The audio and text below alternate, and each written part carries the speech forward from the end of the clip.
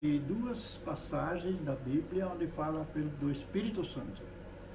Então, a primeira palavra que fala do Espírito Santo, que eu notei aqui, ou melhor, duas experiências com o Espírito Santo. Uma delas é João 4, de 13 a 14, quando Jesus está no poço de Jacó e está lá aquela samaritana que vem buscar água. E Jesus transforma essa experiência da sede, que ele mesmo pede que ela lhe dê água, né? Ele transporta isso para uma experiência espiritual. Então, ele chama a atenção dela que quando ela sempre busca água, sempre vai ter falta de água, sempre vai ter sede. Mas ele disse que ele tem água para dar, e essa água nunca mais dará sede. Então eu leio o texto aqui, versículo 13, Jesus respondeu: quem beber desta água terá sede outra vez, mas quem beber da água que eu lhe der, nunca mais terá sede. Ao contrário, a água que eu lhe der se tornará nele uma fonte de água a jorrar para a vida eterna. Então essa mulher que estava lá, a gente vê no desenrolar da conversa, não vou ler o texto todo, mas que Jesus manda ela então chamar seu marido. E aí ela diz: eu não tenho marido. E ele diz para ela: você estava com 5 homens já, e nenhum deles é teu marido, e esse que está agora também não é teu marido. Aí ela disse: eu reconheço que você é profeta. E aí depois ela, encurtando a história aí, ela vai para a cidade e fala para as pessoas: eu acho que eu encontrei o Messias, porque ele me disse tudo o que eu sou. Então houve lá a revelação da parte de Jesus na vida dela, quando ele conectou com a água da vida. Então se diz nas pregações muitas vezes que ela era uma mulher da vida, porque ela saía ao meio-dia, quando ninguém saía para a rua, então para não sair envergonhada. Então se dá essas conotações na busca de água. E Jesus ainda fala dos maridos, então era uma pessoa que não estava realizada. E aí Jesus disse: se tu tomares, beberes aquela água que eu te der, você terá uma vida realizada, e ainda essa fonte que eu te der, essa fonte de água que tu tiveres comigo, vai jorrar para a vida eterna. Então Jesus está falando aqui de uma decisão que a gente toma de seguir Jesus. Em troca disso, nós recebemos vida eterna, recebemos o Espírito Santo. Ele passa a morar em nosso coração. E ele preenche todo aquele vazio, toda aquela busca que o mundo não pode oferecer. Jesus preenche. Isso dura até a vida eterna. Quem aceita Jesus, ele tem a vida eterna. Porque a velha natureza já morreu com ele na cruz. E a nova natureza é que Jesus vive na pessoa, recebendo vida. Quando Adão pecou, ele não teve mais a vida. Deus disse: se alguém comer dessa fruta, vai morrer. Ele não morreu fisicamente, mas morreu espiritualmente. E quando Jesus morreu na cruz e ressuscitou, ele volta a nos dar essa vida que Adão perdeu. Então nós somos uma trindade. Nós somos espírito, nós somos alma e nós somos corpo. O espírito estava morto até o momento em que nós aceitamos o Senhor Jesus. O nosso espírito vive e o espírito é eterno. Quando o corpo aqui para, quando os órgãos param de funcionar, quando nós fechamos os olhos, quando a mente para, nós não morremos. Nós já passamos da morte para a vida. O espírito que está em nós é o Espírito de Deus que não morre. O próprio Salomão já disse que o corpo, ele volta à terra do qual foi formado. E o espírito volta a Deus que o deu. Então essa é a primeira experiência com o Espírito Santo, que nós recebemos vida, e vida em abundância. Então não precisamos mais pedir esmola por aí, procurando um pouco de alegria. Tem um missionário lá que era pastor por muito tempo e também trabalhou na missão em Pomerode. E quando ele se converteu, aí ele era para ser coroado rei do Bolão, bem naquela semana que tinha evangelização, lá em Panambi. E ele então aceitou o Senhor Jesus, negou essa velha vida, e aí ele não foi. E aí os amigos chegaram, mas você tem que ter um pouco de alegria na vida. Por que você rejeitou isso, essa grande conquista? Você era para ser condecorado hoje o rei do Bolão. Um carro, né, numa carroça. E ele disse, eu não quero esse pouco de alegria, eu quero toda a alegria, e essa eu tenho em Jesus Cristo. Por isso, eu não preciso mais essas coisas mundanas que me satisfazem por um momento, mas não são duradouras. Então, ele teve que pagar um alto preço. Estava lá no seu quarto lendo a Bíblia, a mãe entra, pega a Bíblia e joga fora. Aí ele e a sua irmã, porque aceitaram o Senhor Jesus naquela evangelização, foram deserdados, porque eles agora entraram nesse caminho da loucura, né? Desse fanatismo, né? Porque eles tinham agora o Senhor Jesus.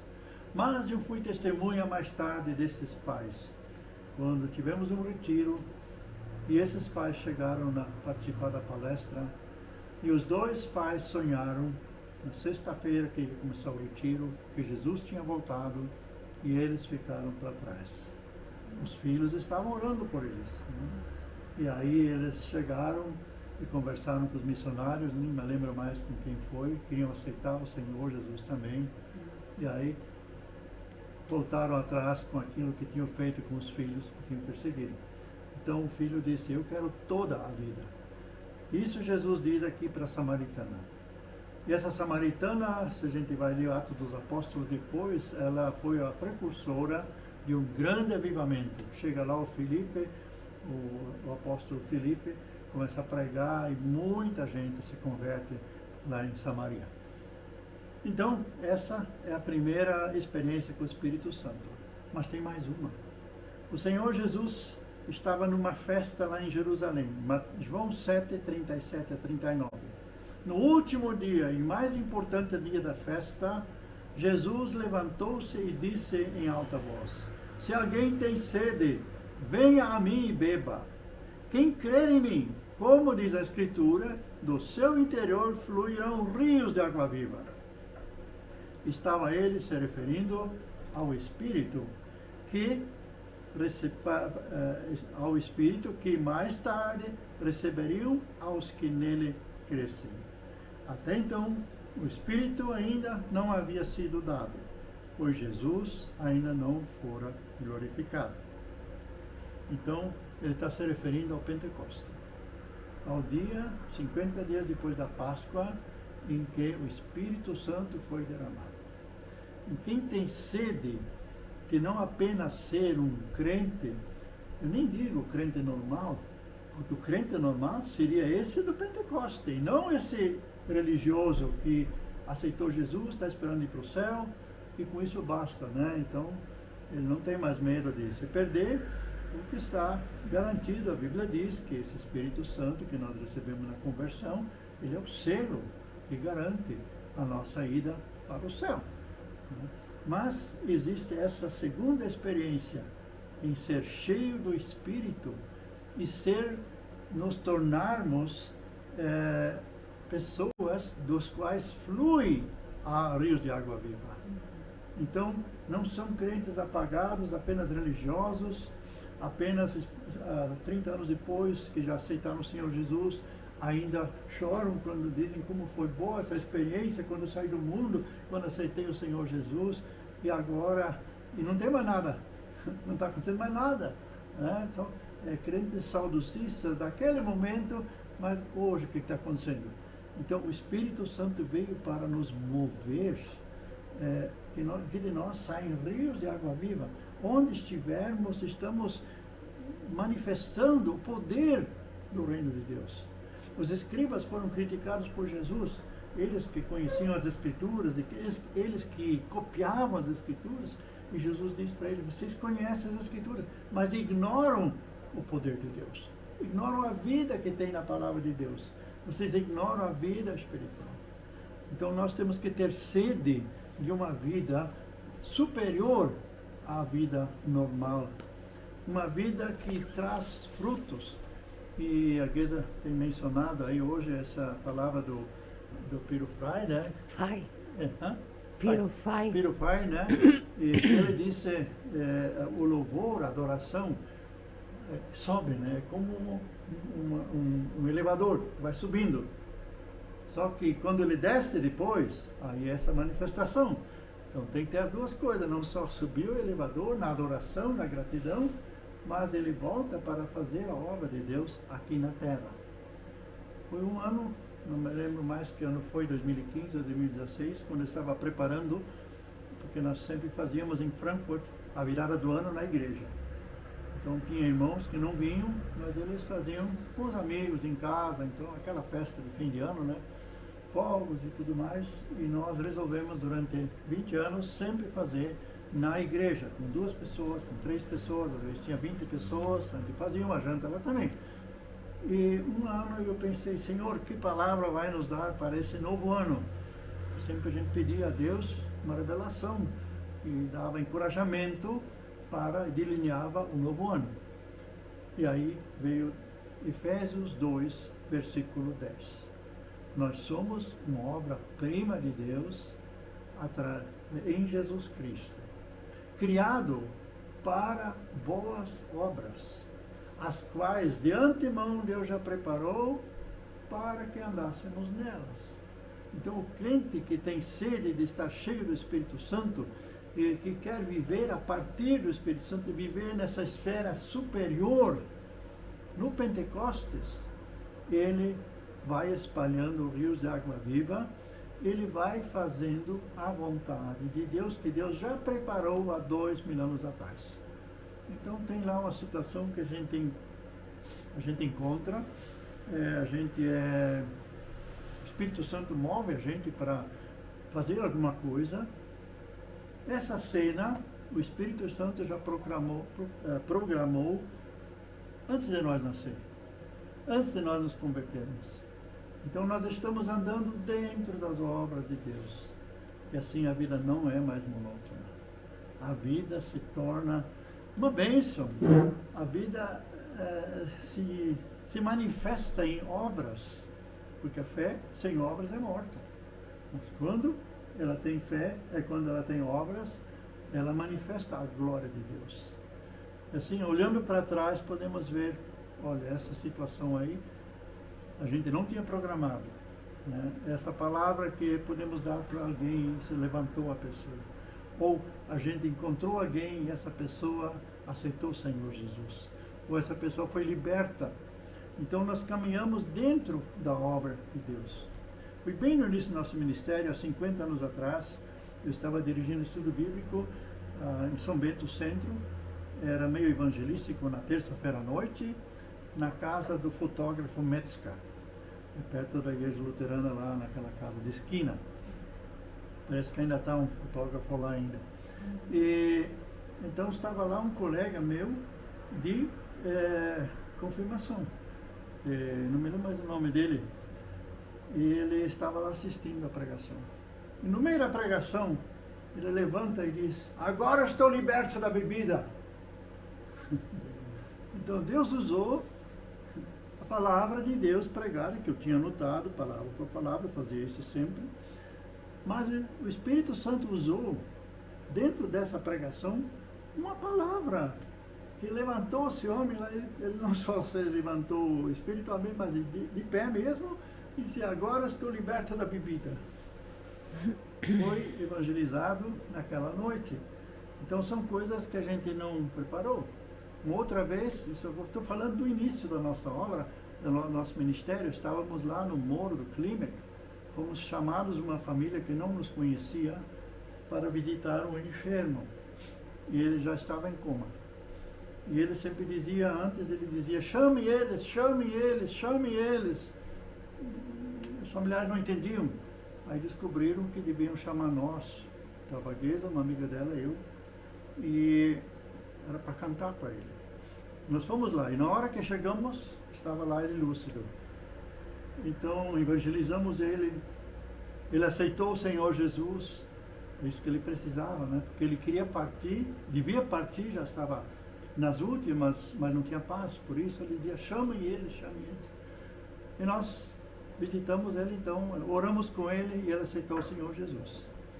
Na outra semana fomos lá de novo, aí cantamos um hino para ele, falando sobre atravessar o Jordão. E quando a vida que findar e esse corpo se enterrar, enquanto nós cantamos isso, o homem partiu para a glória. Durante o canto. Bem no momento em que nós cantamos essa estrofe, quando a vida que findar e esse corpo se enterrar, foi uma experiência assim que a gente não faz. É que as obras de Deus acontecem na caminhada, mas nós devemos estar a caminho, estarmos à disposição.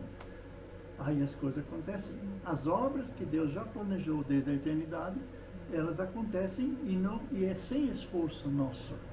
Acontecem através de nossas vidas, quando são rios de água viva. Então nós temos que ter sede de Deus, ler a Bíblia, orar, reservar muito tempo. Eu não vou dizer aquela oração de 5 minutos que muitos fazem, ou talvez até 15, porque estão com muitos problemas e orando por pessoas, mas tira um tempo maior para estar na comunhão com o Espírito Santo, né? Com o Espírito Santo, recebendo informações, recebendo instrução, e aí podem acontecer as coisas mais variadas. E hoje citamos esse nome já, Piro Frei. Ele disse que estava chegando em casa, já era pastor, estava chegando em casa, aí o Espírito Santo diz, vai lá no estacionamento, vou te mostrar alguma coisa. Aí ele foi, mas nada de especial.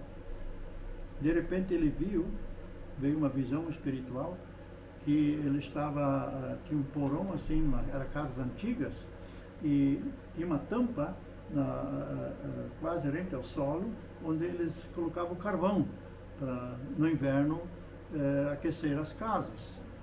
E naquelas portas, de repente, saíram demônios. E encheram lá o pátio. Mas com a presença dele, e o Espírito Santo que estava nele, eles não puderam fazer nada. Ele mandou embora, parece. Ele proibiu, ele fechou as portas. Fechou as portas e mandou embora. Mas eles foram daí com outras pessoas, especialmente pessoas alcoolizadas. Então eles entraram, esses demônios foram atacar pessoas alcoolizadas, pessoas da vida que estavam aí ainda curtindo a noite, né? Então eles têm acesso a essas pessoas. Mas se um crente aparece cheio do Espírito Santo, na tua presença eles não podem fazer nada. Então, tive lá um pastor que também eu sigo, e ele convidou um amigo para viajar com ele durante 3 semanas, eles iam então evangelizar. E o amigo era diabético. Aí quando o pastor disse para ele, você 3 semanas, você vai viajar comigo, você não vai precisar nem um pouco de insulina, porque não vai acusar nada. Enquanto você estiver comigo, não vai acusar diabetes. Ficou meio assim, mas acredito, durante 3 semanas, a glicose dele estava estabilizada. Estava bem dentro do normal. Aí acabou aquelas 3 semanas, voltou para casa, não continuou crendo nesse milagre que tinha acontecido. Poucos dias depois ele teve que tomar insulina de novo. Então a nossa presença deve ser tão forte que as pessoas ao nosso redor se sintam bem. Então, como é que podemos tornar forte essa experiência quando nós vivemos na adoração? E uma das coisas que mais atrapalha o Espírito Santo dar essa presença na nossa vida é a murmuração, a gente temer as coisas, ter medo porque lá atrás parece que um cara vai cruzar a rua e vai bater. Então eu já paro agora e 10 caras atrás de mim já me bateram, porque eu parei porque eu estava com medo que lá na frente o cara ia atravessar a rua. Então são coisas assim, o medo, a dúvida e a murmuração, elas não permitem que o Espírito Santo haja com poder. Mas a gratidão e até falando coisas positivas, eu não sou daqueles que dizem que do positivismo sadio sim, mas só proclamar coisas positivas. Devemos falar as coisas positivas para as plantas, para as flores, para as pessoas. Nós vamos ter um ambiente diferente e o Espírito Santo tem condições para se manifestar. Como aquela benzedeira lá em Rio do Sul, depois ela se converteu, o café começou a produzir a primeira vez, tanto, porque ela cantava com o pé de café. E aí a primeira colheita, então ela tinha lido na Bíblia que deve dar as primícias, né? Aí ela mesmo torou o café, moeu e trouxe meio quilo de café para nós e meio quilo de café para o prefeito, querendo honrar as autoridades com as primícias do seu café. Essas coisas acontecem quando nós andamos em novidade de vida, andamos no poder do Espírito Santo, nas coisas pequenas as coisas acontecem. E também acontecem coisas sobrenaturais. Temos lá um irmão em Frankfurt, que é câmera de várias televisões evangélicas e sempre trabalha com isso, ele é de Curitiba. E um dia o carro dele errou, o motor fundiu. No meio do asfalto ainda, no meio da autobahn, né? Da estrada, como é que eles dizem ainda? Autoestrada. Autoestrada. E aí ele, em nome de Jesus, faltava 500 metros para ele sair para o estacionamento, porque lá não tem estacionamento, né? Então, em nome de Jesus, ele ordenou ao motor que funcionasse para que ele pudesse chegar lá. E o motor pegou, levou ele até lá no estacionamento. Então, são coisas sobrenaturais, porque a Bíblia diz: todas as coisas contribuem para o bem daqueles que amam a Deus. E o motor do carro é uma coisa. Então, ele ordenou essa coisa, em nome de Jesus, que deve contribuir para a glória de Deus, e levou ele lá fora do asfalto.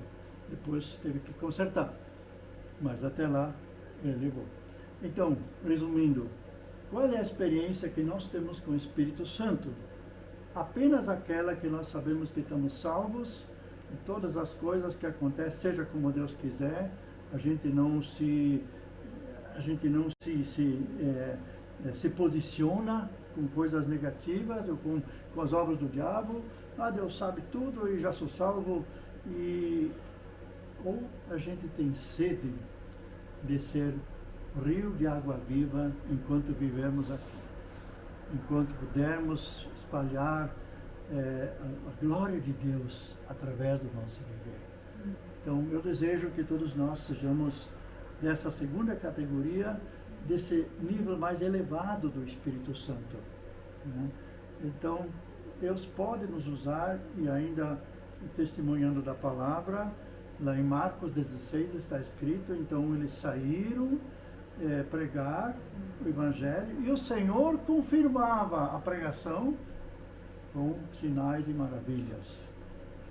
Essa é a vida que eu desejo para mim, que eu possa ser usado por Deus, não sendo ludibriado, enganado pelo diabo, mas tendo revelações do Espírito Santo em situações em que tem que tomar uma decisão, em situações que de repente aparecem e a gente precisa essa presença para termos sabedoria e autoridade, lembrarmos da autoridade que já temos em Cristo para mudar uma situação. Em nome de Jesus. Amém.